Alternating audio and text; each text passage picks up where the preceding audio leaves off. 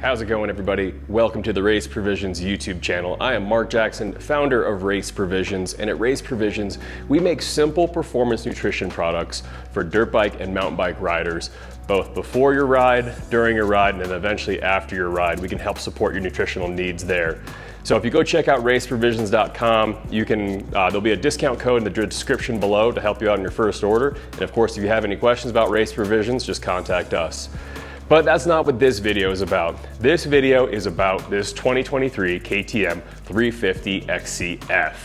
This is a totally fresh bike, and as we saw in the 2020.5 or 2022.5 factory edition KTM bikes, there are some really big changes to these XCFs, XCs, SX, and SXF bikes, depending on whether you're a two-stroke or four-stroke person. Notably, big changes to the frame, big changes to the engine, big changes to the handlebars. Obviously, the bodywork is totally different. So this 2023 KTM 350XCF is the Race Provisions first project bike. We'll be building this thing out and making it a single track kind of desert slayer. It'll be for racing the AMRA series here in Arizona, and then maybe even the National Hare and Hound series eventually. So today, this video is basically just all of the good and bad things that I've noticed before even riding the bike, getting it kind of set up for the type of single track riding we do here in Arizona. There are some things that are really good, that are huge changes, that are just awesome. And then there's a few things that are kind of on the, I don't know if this is good or this might actually be bad changes, but luckily for the vast majority, they are really good changes to the bike. So let's go through those. We've also got a 2020 KTM 500XCF-w here on hand that we can use to kind of compare some of the big changes side by side, so you can see just how drastic these differences are. We're excited to show it to you. And then of course, if you want to see, the rest of the build of this bike and also a ride review of this bike in this form and then where it's going to be, because it's definitely going to get a lot more mods, make sure you subscribe to Race Provisions below and give us a like on this video. All right, so let's get into it. All right, so the first thing that's really awesome about this bike is that the overall look of the bike is incredibly sharp. It just looks fast. Sitting here, and the pictures on the KTM website don't really do it justice. I promise you, it is one of the most aggressive looking bikes you can possibly see out there on the track or trail.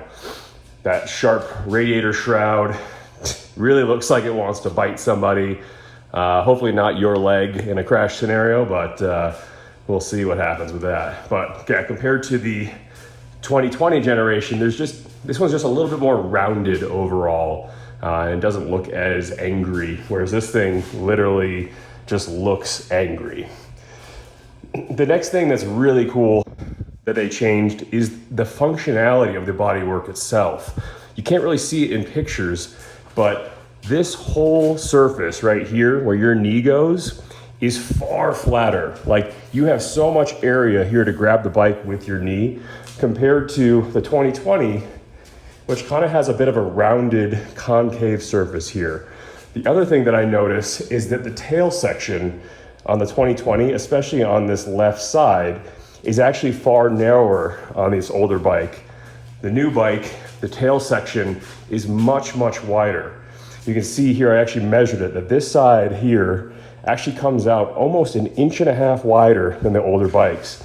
And what that allows you to do is it allows you to lock when you're in like an attack position, accelerating really fast over things like over whoops. It allows you to lock your leg into this piece of plastic, and it actually holds you in place, not as much as something like steg pegs, but it definitely helps out a lot. The other big win are these foot pegs. These foot pegs, there's a couple of different things about them that are huge wins. One, they are almost 1/2 inch wider than the 2020 foot pegs. And I have, as you can see on this bike, I've got Fastway foot pegs, and you can kind of see here, it's just about 1 middle finger length. So those are actually oversized. And this new one, you can see it's almost another 1/2 inch wider. And how they get away with that without making the bike wider at the foot pegs is that these frame mounts right here are far more inset. right? So you get a lot more platform, the bike feels narrower down low, and then this thing is no longer as much of a snag threat in rocks or on a motocross track in ruts as the older bike. And these things fold up really, really nice and get out of the way. And the traction on them is just fantastic. And there's something about kind of how they sit with the riding triangle that makes you feel really kind of tucked into the bike and very secure. And that combined with this contact surface for your knee here is just really, really nice. I don't think, usually on KTMs, I almost always put these Fastway lowered foot pegs that are oversized, and you can see just how much more those new foot pegs fold out of the way. But I don't think I'll be changing the foot pegs on this bike, which is really cool. Swing arm enhancements. So the swing arm has changed a lot. One of the really cool features that they added, which is kind of like one of those no-brainer features, is that there's a little tiny lip right there on the swing arm itself that allows it so that when you pull the axle out of the bike, the tire does not fall down anymore. It'll just sit right in there. You can slide the tire forward on that little lip, pull the chain off, and what it actually translates into is much easier mounting of the tire on the bike. So if you were to do kind of a fast tire swap, you no longer have to like hold the bottom of the tire up with your foot or anything like that. It'll just sit right there on that little ledge, which is incredible. The other thing that is a huge, huge improvement, especially for more single tracky and hard enduro guys, is this chain guide. There's a few different things here that I noticed that are really, really impressive and kind of reacting to the needs. One is that these fingers that hold the chain guide on are no longer just little fingers attached to the swing arm that protrude down.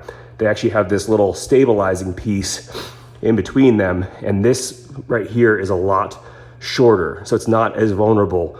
And then on top of that, the chain guide has this built-in plastic front protector here that does, I think you'll still catch some of that bolt there, which is at least that's a replaceable part.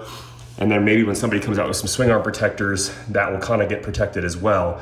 But overall, the design just has a lot more intrinsic safety built into protecting this mounting surface and also making the chain guide slide a lot better over obstacles.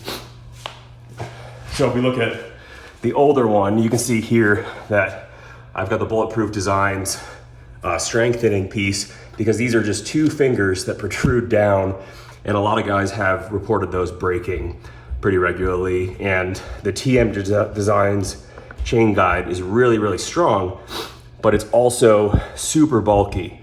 So I'm curious to see how this stock chain guide on this 23 stands up to some rock obstacles once I get a lot more time on it. The profile of it is very nice and low.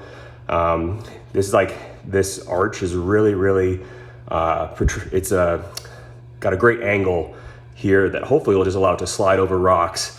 Because I do notice on that TM chain guide, you can really feel that thing hit rocks when you're in rocky terrain. So pretty darn cool though.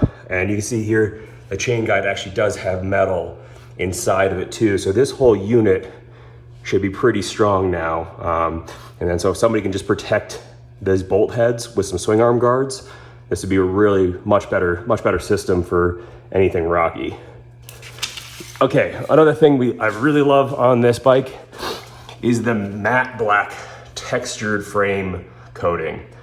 You know, some guys are orange frame guys, some guys are black frame guys, and if you are a black frame guy, this is gonna be your favorite by far. It has a textured matte surface to it that seems almost kind of like not as much as like paint, but almost like a bed liner, like a very, very light bed liner. So it seems very, very durable, which is really cool.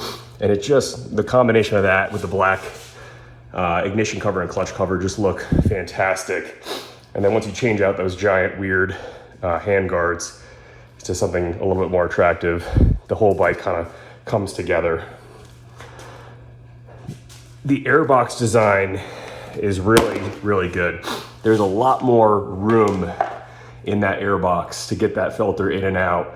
Whereas on the 2020s, you kind of have to, stuff it in there, at least on the XCWs like I have, XCF-w. But yeah, this thing is just a nice big amount of room there. The inlet ports here seem like they're going to be flowing a lot of air. It's just a better design overall. So yeah, I'm a fan of this hybrid subframe for sure. Another thing on the 350s, here, I'll show you this airbox real quick in case you haven't seen a 2020. Knocking over the bike. You can kind of see that you have to squeeze the air filter past the subframe there. Granted, I use these, funnel web filters, which are a lot bigger, so it's not as bad with the stock filter, but it is a little bit more of a tight fit. One of the other really cool things is this new valve cover gasket, or valve cover, gasket slash valve cover design. Stock 350s before, in like 2022 and earlier, used to have these two little semicircles of kind of rubber that came down, and they are famous for just constantly leaking oil, and also famous for potentially you having to get a little bit of RVT silicone sealer in your valve train, which can be really bad if it gets in some of the oil jets. So it's now just one big flat surface, very similar to the 450s, without those two little semicircles. So you no longer have to use RVT sealant and get those weepy oil drips coming down the side of your 350, 250 engine. Pretty cool. Let's take a look at these new handlebar switches. These handlebar switches are awesome. They have a really good tactile feel to them. You can kind of feel them click. The traction control is really nice. On either map, it's nice that you can use it on either map. It's super intuitive. It's easy to do on the fly. The start-stop button on one side, I promise you get used to it really quick. And also, like, at least the start button's still on the same side, and that's what really matters anyway. Like, you can always stop a bike doing a couple of different things, so it's more about that start button. But this map switch button is really nice. The only downside about it is that, like, when you do have the map selected, if it's really, really, really bright out, sometimes it's kind of hard to tell which light is on, because it's just this light. It's not clicked down like on like a Get ECU or a Vortex ECU map switch. One of the other things that was really interesting that I didn't notice until I started taking the handguards off, and I always go through and check all the torques and everything, is that the new handlebar bend on this XCF, and probably on the SXF too, and the XCs and SXs, is crazy low. And what it ends up doing, and if you follow kind of some of the new school of thought on handlebar bends, what they're trying to do now is kind of encourage you to get in more of an attack position. So your butt's back, your legs are bent, and then you're kind of leaning, pushing your hips back on the bike and actually getting your hands lower. In the past, like a lot of times, guys used to try to raise themselves up by putting lifters on the bars. And that's actually kind of coming out as not necessarily good for your attack riding position. So these handlebars on this bike are actually the same bend, or pretty darn close to the same bend as the steering dampener low bars that I have on this 500, because the steering damper lifts up these bars so much. So these are actually super, super low bars. And these bars are almost exactly the same, which is pretty crazy because KTM bars are typically pretty tall. So yeah, big change. But from the little bit of time I have put on this bike, starting to break it in, it feels really, really, really aggressive in a good way. So that's really cool. Okay, another really cool thing, right, is the whole new gas tank fuel pump situation. There is no longer anything underneath the gas tank here that can be impacted or damaged or anything like that. As you can see on the 2020s, they had this little retainer nut that holds the fuel pump right here, and then this little right angle thing that went to the fuel line here. And so a lot of times you'd have to, a lot of guys like myself would replace this plastic piece with this, I've got a Taco Moto aluminum one, just in case you did fall and tag this, you don't get completely stranded out there. The new bike, everything is super contained up inside here. There's actually like a little tiny sump. Moto does a really good explanation of the tank if you want that. But there's a little tiny sump right there that the fuel pump sits in. It used to be that the KTMs had a fuel pump here, and there's all these different lines with the fuel filter in it and all that stuff. All that stuff has been consolidated into one unit, and the fuel line is right there. I know this is really silly, but for me, this is kind of a funny thing. They finally put real bolts on the frame guards. I know that's really stupid, but the 2022s and earlier, they use these little tiny bolts that hold the frame guards on, and that just taps right into the frame. So I was almost terrified of stripping one of those little guys out and having to, you know, re-tap the frame and all like that. So they finally use much bigger bolts on the frame, which is really cool. The next thing is that this rear shock is absolutely massive. The reservoir on this shock is huge. I've got a National shock on my 500. That's a aftermarket shock from MX Tech, and that thing has what's called the MX Tech tank on this shock, and even compared to that, it is like twice the size. So hopefully that'll give the rear shock a lot more longevity and good damping action for longer races when it gets really hot, and just give it better performance overall.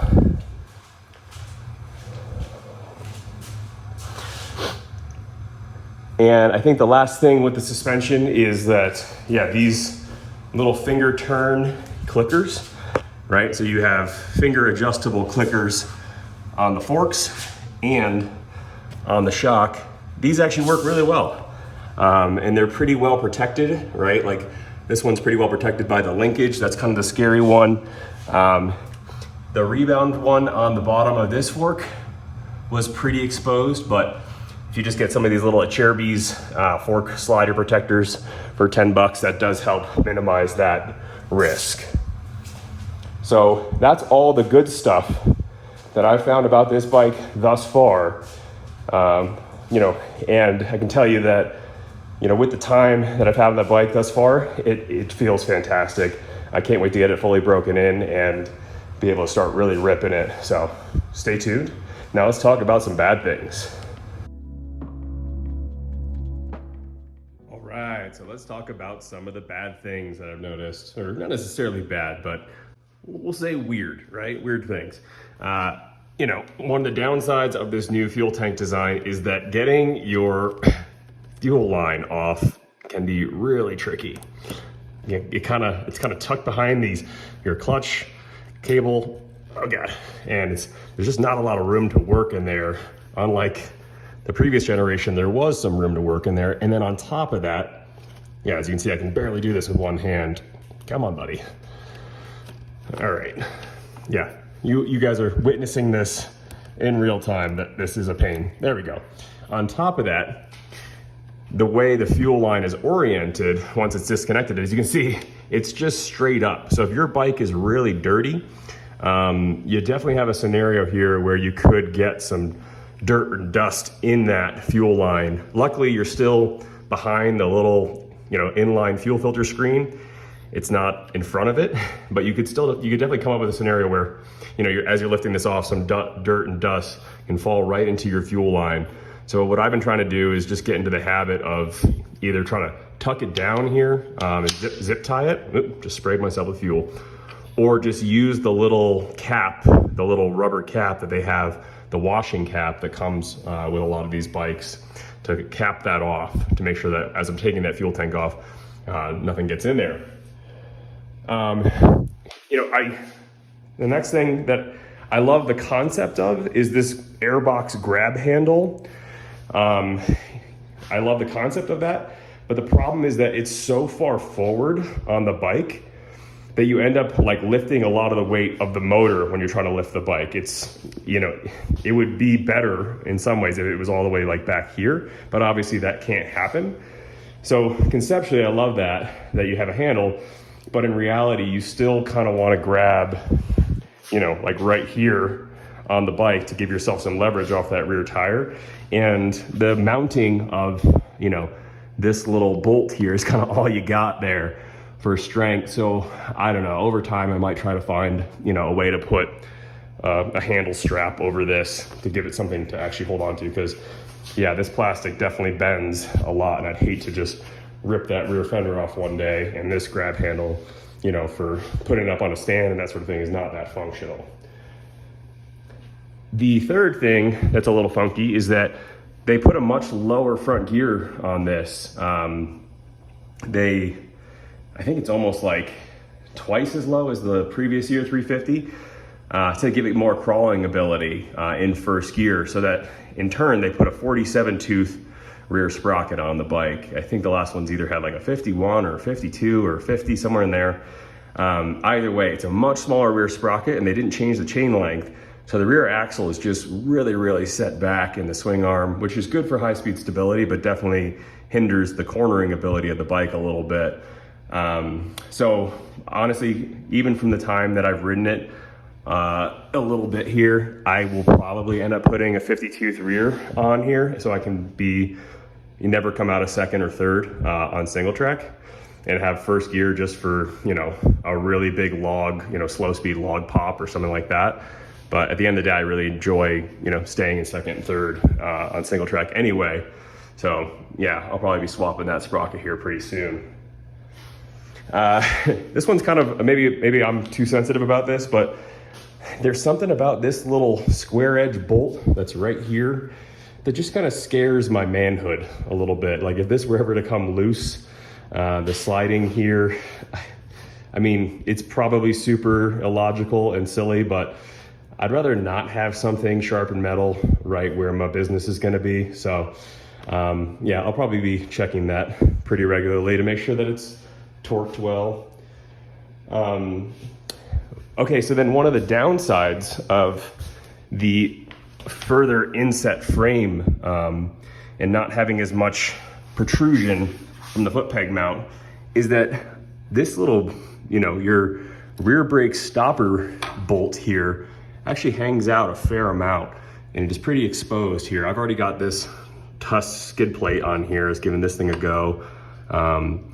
And you can see here that like there's definitely some scenarios here where you could be grabbing your rear brake pedal with a rock, and I don't think it would stop you or anything like that, because it really doesn't do that, but you could theoretically break this little piece of the brake pedal off. So something to keep an eye on, but probably not that big of a deal.